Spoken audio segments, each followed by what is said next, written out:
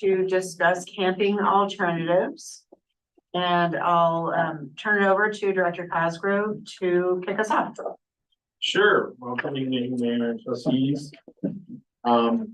As you well know, this is from an earlier discussion where the board had asked staff to research and look into some alternatives for perhaps some dry camping and of course potentially some alternative options that could increase revenue as well for parks and also help potentially with some economic development.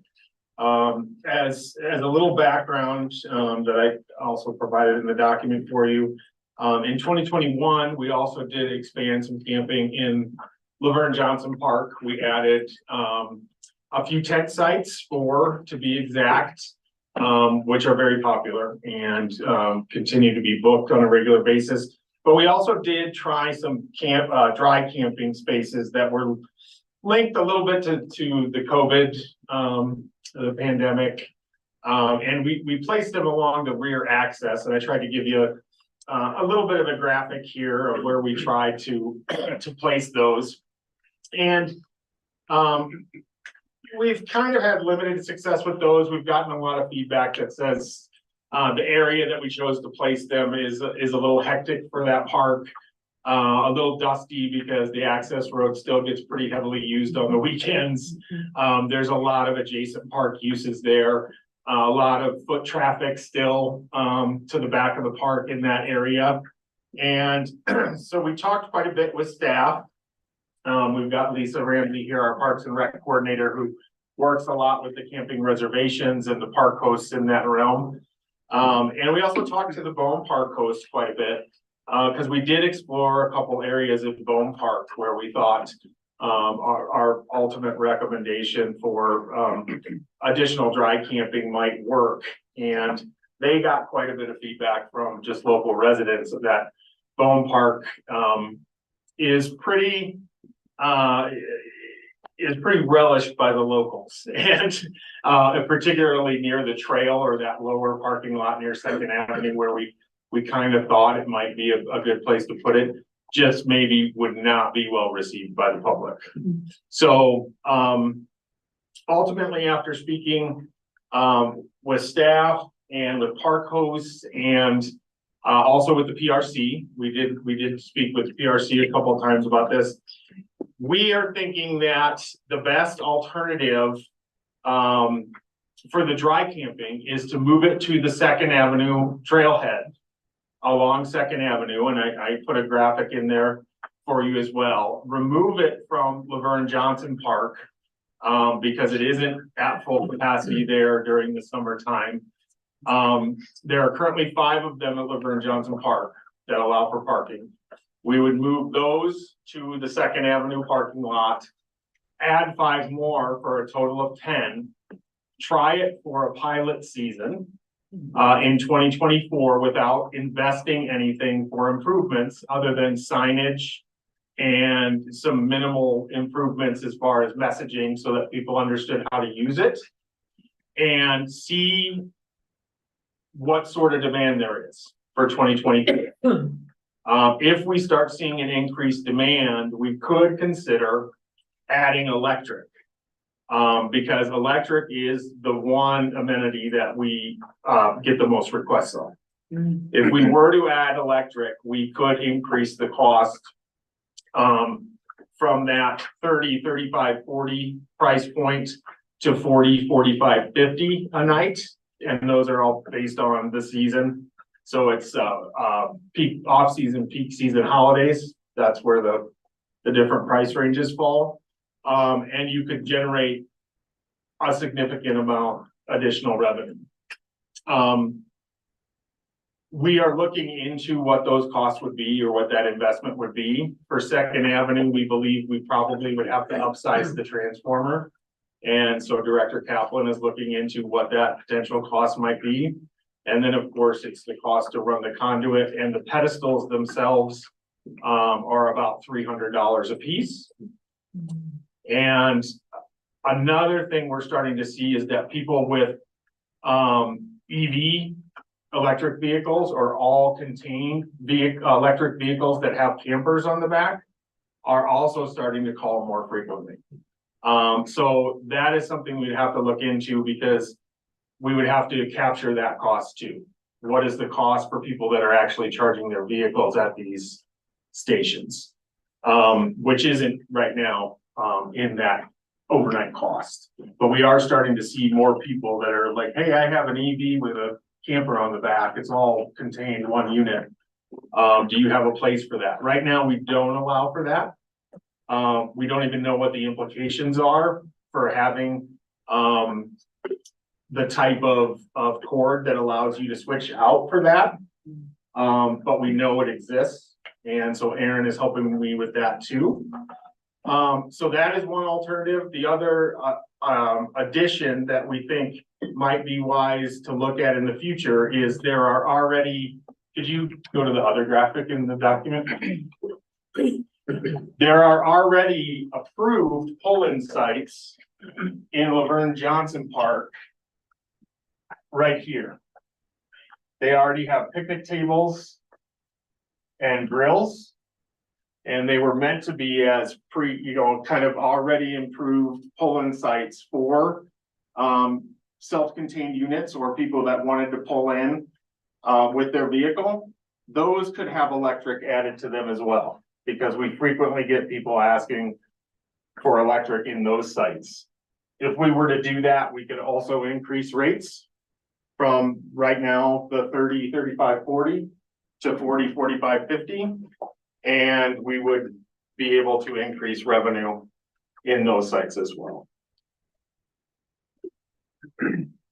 So that's kind of what we wanted to alert the board to. We have not budgeted for any of these improvements as far as electric. We've just started to look into what the cost would be. But given the projections that I've included as well, and I tried to give you some different scenarios as to what it would be at 25% capacity, 50% capacity, 100%. For 10 sites with no hookups. So if we were just to run this next year, not doing anything. And then also those scenarios, if we were to add electric, once we get those electric costs, we'll be able to figure out what our return on investment would be. Thank you so much for doing all this work. Yeah, no problem. Jocelyn, did you have a question? Yes, I did. And this could be an administrative pain in the rear or not, I don't know. But I'm just curious, on those 8 sites that you have listed there in that picture, if somebody wanted to use one and didn't want to hook up to the electric, let's say we have it all in there and etc., and didn't want to, would they still, because it's offered, pay the higher price? Do you think, or would it be something like, oh, I didn't use that, so can I get the less rate? I don't know, but I was just curious. We have not given that option in the past. Typically, if somebody wants to reserve that site, we've also not had somebody say, hey, I don't want to use that amenity if it exists, but it's something certainly we could explore. Okay, I was just curious. I wouldn't want it to be a nightmare for administration side, but just wonder if it's even possible. It would be when they make a reservation. Right. Correct. Right. It's something we could adjust, I would assume, on the Reserve America site. I don't know, we'd have to check into that. I know typically at campgrounds, if you get an electric site, you pay for the electric. whether you use it or not. Okay, In those okay. campgrounds that I've been to. Yep. So the proposed dry camping on Second Avenue, is there a limit to how many days in a row people can stay? Our initial thought in looking at this and kind of, I had researched some of these others that you had brought up, like Landers, Wyoming, and there's a few others that do this. These are very different than a normal campground site, like a tent site or a normal RV site. And our initial thought is that we would look into a 1 to 3 night stay. No more than 5, because these would be quite different than a typical campground with no improvements. So that's our initial thought, and that we would work with the Bone Park host primarily to help monitor this, but we'd also have to work with the Boulder County Sheriff. Yeah, because there are people who just kind of boondock on Second Avenue Yeah. already. Well, and I think Brandon might be able to tell you what the Colorado law is, but there's only so many hours and then you can claim it as your residence. And that's what we need to avoid. Yeah, I mean, my thought was that I think other places, you're not even allowed to camp there during the day. Yeah. It's only from like 7 at Go night away. and then you have to leave by 8 in the Oh. morning. No, And it really is dry camping for the camper van fad that's going through the country. Looks like And Brandon. when I've done it, I've never stayed during the day. It was always just for the night and then had to leave by 8 in the morning. Someone which has was to, they'll be there to fine. I know. Yeah. go along, yeah. yeah, Brandon? Yeah, did you want to weigh in on the residency question? Yeah, go ahead. Yeah, so I don't think there's a huge risk of that as long as it's clear that, you know, this is not intended to be a residence and in fact it's in a public park. You know, they can't claim ownership over our land. They can, you know, on certain forms put it as their residence, but they're not going to claim ownership of a town park. And just to speak to what you were saying about random vehicles parking on Second Ave or wherever for, you know, maybe this would be a way for a code compliance officer to direct them to a place where they are allowed to camp. As opposed to, like, I'm just thinking then we'd have an alternative. Yeah, and you know, we passed that ordinance 3 years ago, 3.5 years ago, about not being able to live in your camper on a street, but it's not enforced. Right. So, And then It goes in, how do you make being homeless illegal? Oh, what is our big gonna do? Go home. we had that conversation, yeah. The sheriff this year did move people along. Did he? Oh, yeah. I remind me of the Okay. ordinance 7 days. The bus. I can't remember. Okay, so I wonder how, I think having it in the evening only is a great idea. And I also wonder how attractive it would be to hang out and camp in front of the recycling facility and the wastewater treatment plant. I mean, it's not like, you know, the most beautiful place in town. Yeah, and you have to stay contained in your car. You can't set up a tent, playpen for your kid or anything. Bikes, you have to be fully contained in your car. Other thoughts? I have a question. Yeah. I have a question about the 8 sites that already exist at Laverne Johnson. So you said it's about $300 per pedestal. Is that all that would be required to make those electric, to provide electric there? Is just the pedestals? No, we are fairly confident that there are 2 potential spots that we could hook on to gain the electric for the pedestals. But we would have to trench the conduit to each of those sites, direct bury the pedestals and then hook them all up. So there would be a cost there. Our initial thought, and these are just ballparks, is that for LMJ, it might be in the neighborhood of $15,000 to $20,000 Okay. to accomplish this, and it could be in the neighborhood of 20 to 25,000 at Second Avenue. But again, those are just very preliminary. Yeah. Ballpark figures. Yeah, and then one question for Laverne Johnson Park, would it be cost effective or not cost effective to do half 1 year and half the next, or half the year after? Or would it be the same?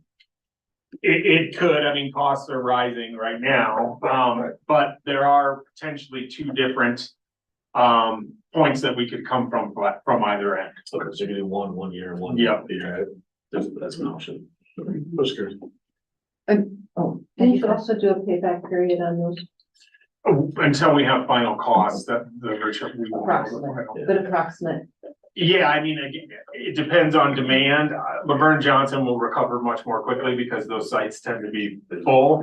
What we're finding with all of these new builds, or when we open things up for camping, the uptick takes a few years.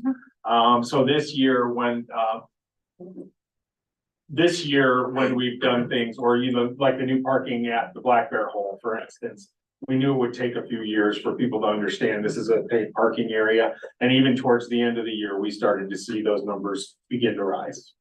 So Our thought is if this were to be implemented, the first year, it probably would be pretty not known about, and then in years 2 and 3, we would start to see that number start to rise, maybe from the 15-20% occupancy to, 35, maybe 40% occupancy. Yeah, Lisa.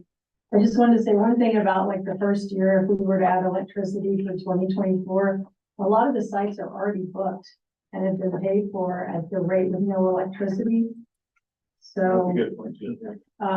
it might take even another year to actually see how much money it comes in, because we do look up in the summer pretty quickly.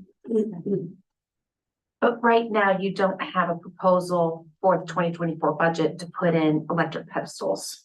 No, no electric. Our recommendation right now, again, it would be to, switch the 10 spaces at LMJ that are being used as 5 dry camping sites. Switch them back to 10 regular parking sites. Yeah. And generate the revenue off of the parking. And then implement 10 dry camping spots at Second Avenue parking. Get them on our reservation site and see what sort of demand we start to show for those. And then if we do see some increased demand, look at 2025 for potential electric and other improvements. And can RVs use those? Would RVs be able to use those spots on Second Avenue or just automobiles? We would restrict it right now very clearly in the description that it would just be camper vans, self-contained camper trucks, those types. Yeah, you can say, But no big RV. No, correct. yeah, you can say 24 feet or under, which Yeah. is usually puts you into a camper van. I have one other comment. This was important to Trustee Farrell and myself, because we do a lot of dry camping and we did a lot as kids and stuff. I don't want this to only be about revenue generation. I would really like to think that as a town, we can keep some of the sites for low-income people. Because at $45, if you're still a public school teacher, you can't pay that to camp. And I just don't want to just have an elite campground for the people that have $150,000 RVs. And I mean, I'd love to offer a student discount. If you're a student, can we make the price lower? Can we make it $15 or $20? It's just, Rocky Mountain National Park, you have to have a reservation now. Campgrounds are going up in price everywhere. It's just want a certain amount for people that don't have a lot of money, that they can still have access to public lands and public parks. So I would love it if we could keep 4 or 5 sites really low in price, like $15 to $20. Is that possible? Reserve America, like Greg said, student pricing, or maybe even public employee or school employee pricing? It is, they do have, different categories you can put in, they have senior discounts. We would have to sign up for that, offering that. Would, maybe the thing to do would be to have staff come back to us for a proposal for that, with a proposal for that. Yeah, and maybe if the solution is to have a certain amount of high income ones, but if we could at least keep 4 or 5 for the people that don't have a lot of money, that they can still be here in our town and still be accepted. Folks that are traveling across the nation. Yeah, just like we did when we were kids. I mean, Yeah. were we all in college? I mean, I couldn't pay $50 when I was in college. No, So, it was $24 for a motel room. and we stuck 4 people in it. That's it. That's right. So, Other questions or comments? We're gonna talk about this later in the meeting. I'm just, love it. Okay. All right, well, thank you very much. Yeah. We'll see how many people wanna sleep next to the wastewater treatment plant. I do every night. You're paying more than $50. Okay, well, I guess we'll take a little break before we start the regular meeting. Unless there's anything else. I have one other thing. Yeah, I was gonna work for a company called Colorado Camper Van. And I was talking to them about their need to go around to different places and try to get more dry camping. And they actually returned my call and said they would be willing to sponsor a campsite. Oh. And as a part of just, because that's, this whole van life thing is taking off, right? Can we work with Titan Vans, Colorado Comfort Vans, any of these like, or even Mercedes, the company that makes the Revel, Winnebago, to have them perhaps like pay to advertise on some of these sites? Or is there any way we could see any type of association with them or revenue or something? Great idea. There are communities that have sponsorship programs for different facilities and parks and all those sorts of things. I think if they have ideas about how we can make improvements or make it more enticing for that type of camper and want to do that sort of thing. I mean, we've done that donation type Camper thing in life? the past. It was Colorado Camper Van. They're up in Loveland. That said, their investors said they would fund the construction of the site. So. And was that Titan Vans that raved to the grave? Titan Vans was a They were at great. the end, Maybe somebody will fund the electric. For sure, definitely. right? Yeah. What if they parked the van and then we could rent the van? For the Or day. something. I don't know if there's anything there. I mean, it's good advertising. That's a good idea. Okay, great. Mr. Betty? What else? do you-